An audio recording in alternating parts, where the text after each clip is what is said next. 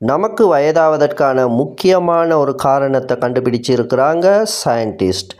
நமது பிரெயினில் ஒரு புரோட்டீன் இருக்குது. அதற்கு FTL1 என்று கூறுறாங்க. அந்த புரோட்டீன் தான் காரணமாக இருக்குதாம் நம்ம எல்லோரும் வயதாகி மரணத்தை எய்துவதற்கு, அதாவது நேச்சுரலான மரணம். இது எப்படி என்று இந்த வீடியோ உங்களுக்கு சொல்லித்தரப் போகின்றது. அதாவது நமது பிரெயினை நீங்கள் எடுத்துக்கொண்டால் அந்த பிரெயினில் நியூரோன்கள் என்ற கோடிக்கணக்கான செல்கள் உண்டு. மிக சிறிய செல்கள். அவை ஒன்றுடன் ஒன்று தொடர்புறும் ஏரியாக்கள் உண்டு. அவற்றிற்கு சினப்சிஸ் என்று கூறுவாங்க.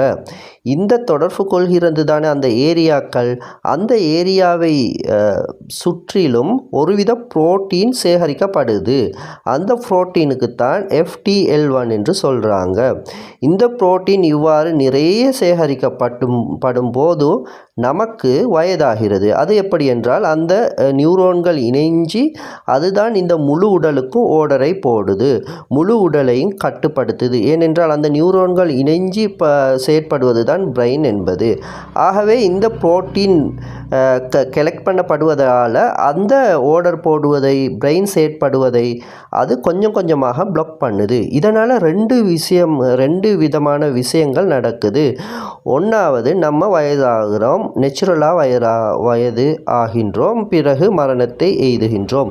அது மாதிரி தான் இந்த நியூரோன்கள கம்யூனிகேஷன் குறைந்து வருவதால் டிமென்ஷியா என்ற மறதி நோய் ஏற்படுது. டிமென்ஷியா ஏற்படாவிட்டால் கூட வயதாகும் போது சிறு வயதை மாதிரி நம்மளால் நினைவுகளை கூற முடியாது, அதிகமாக மறதி தோன்றுது. இது ரெண்டுக்கும் காரணமாக இருக்கும் ஒரே கல்பிரிட் FTL1 என்று கண்டுபிடித்திருக்கிறாங்க சயின்டிஸ்ட். இதுவரைக்கும் வயதாவதற்கான ஏனைய காரணங்களையும் கண்டுபிடித்து இருக்கிறாங்க. அந்த காரணங்களும் உண்மைதான். ஆனால் அதனையும் விட இந்த புதிதாக கண்டுபிடிக்கப்பட்ட காரணம்தான் பிரதான காரணமாக இருக்கிறது. ஆகவே இதன் மூலம் ஏதாவது செய்யலாமா, வயதாவதை தடுக்கலாமா என்று இப்பொழுது ஆய்வுகளை மேற்கொள்ள தொடங்கியிருக்கிறாங்க. ஆமாம் என்று ஒரு விடை கூறுகிறது. ஏனென்றால் இந்த FTL1 என்பது ஒரு புரோட்டீன் ஆகும். இந்த புரோட்டீன் பிரெயினினால் உற்பத்தி செய்யப்படுது. அது ஒரு பை ப்ராடக்டாகத்தான் உற்பத்தி செய்யப்படுது. ஆகவே இந்த புரோட்டீனை முழுதாக பிளாக் பண்ணுவது என்பது முடியாது. என்றாலும் இந்த புரோட்டீன் என்பது சேகரிக்கப்படும் அந்த அளவை குறைக்க முடியும். ஆகவே இதற்கு ஒரு ரிவர்ஸ் ப்ராசஸ் என்று கூறுவாங்க, ரிவர்ஸ் பண்ணுவது என்று கூறுவாங்க. இந்த புரோட்டீன் சேகரிக்கப்படுவது குறைந்தால் என்ன நடக்கும் என்றால் வயதாகும் தோற்றமும் வயதாகும் தன்மையும் வயதாவதனால் ஏற்படும் மறதிகளும் மற்றும் நேச்சுரலாகவே ஏற்படும் குறைபாடுகளும் குறையும். என்றாலும் மரணத்தை வெல்ல முடியாது என்பது உண்மை. என்றாலும் இந்த புரோட்டீனை தடுக்க முடிந்தால் வயதாகுவதை தள்ளி போடலாம். இந்த புரோட்டீனை தடுக்க முடிந்தால் அல்ல, குறைக்க முடிந்தால் வயதாகுவதை தள்ளி போடலாம். இதற்கான மருந்துகளும் எதிர்காலத்தில் வந்துவிடும் என்ற நம்பிக்கையும் இப்பொழுது தெரிவிக்கப்பட்டு உள்ளது.